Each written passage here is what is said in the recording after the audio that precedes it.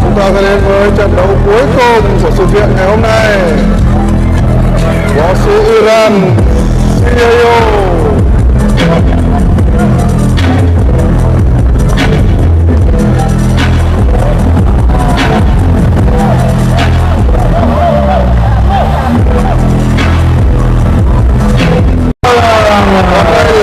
nhà vô địch Bixambat,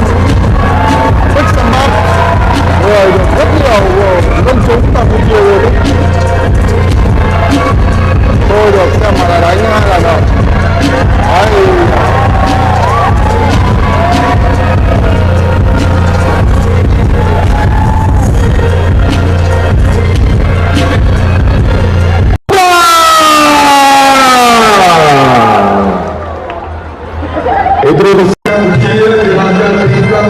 Bixambat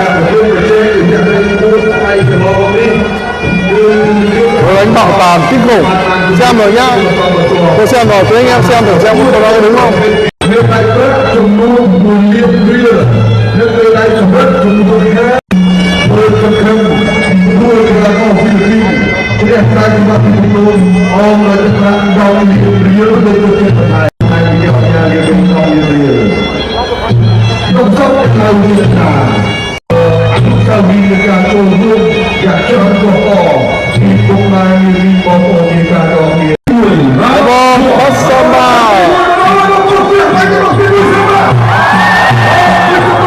Những cái ôm mặt đầu thôi.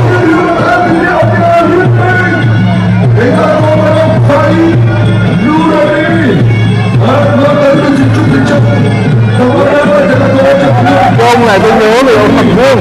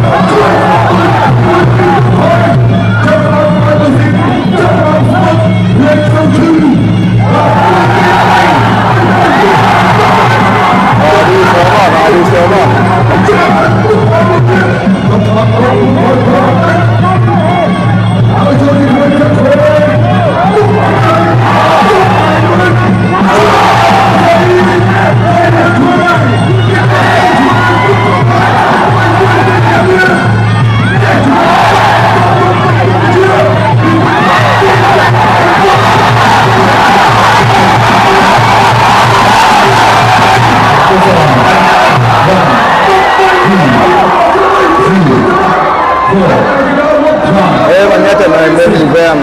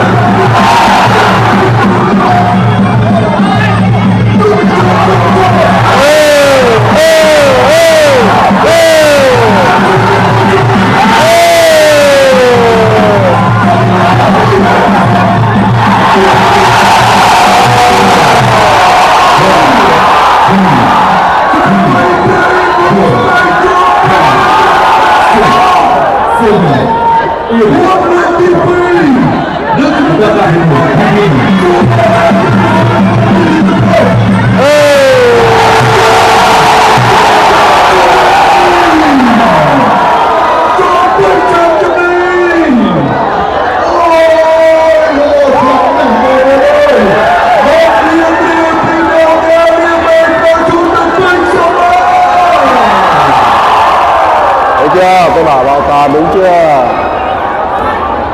Này không dỡ được đâu.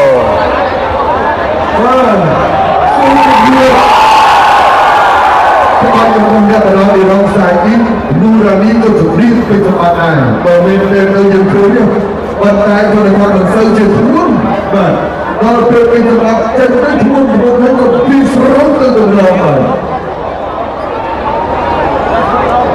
trận đấu đã kết thúc và võ sĩ Iran đã không trụ được một hiệp, tôi đã bảo rồi mà. Nhưng mà nó thật là cái kèo này không cân. vì được không đó bên cho bạn người ta trông coi thì chút cái nào nói chuyện here.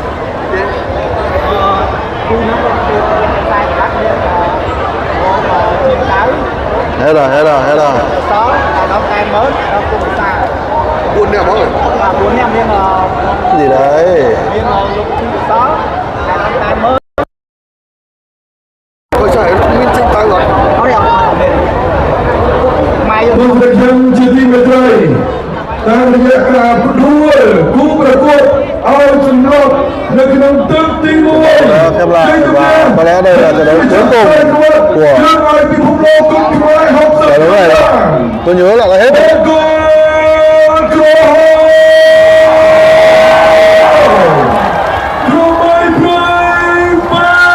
Samba.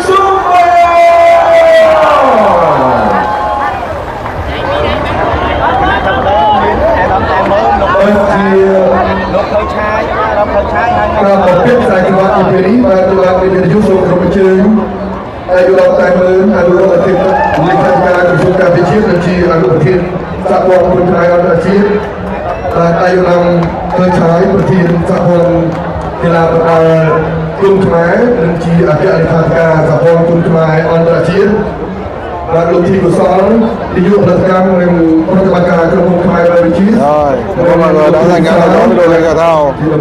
Và chúng ta sẽ gặp lại nhau ở những video tiếp theo trên kênh Sao Thể Thao.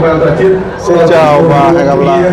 នៅក្នុងការបំពាក់ខ្សែក្រវ៉ាត់នៅក្នុងវេទិកាដ៏អធិបតេយ្យដ៏អស្ចារ្យនេះបងប្អូនសូមទាំងឡាយខ្ញុំក៏លេខមកត្រួសវិញមិនមែនមកដើមទេបងប្អូនហើយ3ដើម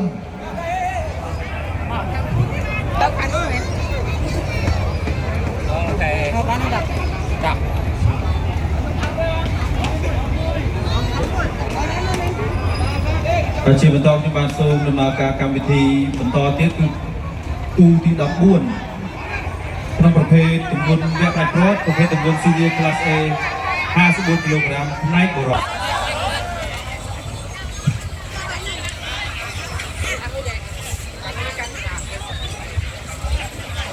សូមស្វាគមន៍មកគួរក្រហម The Red Corner from Camp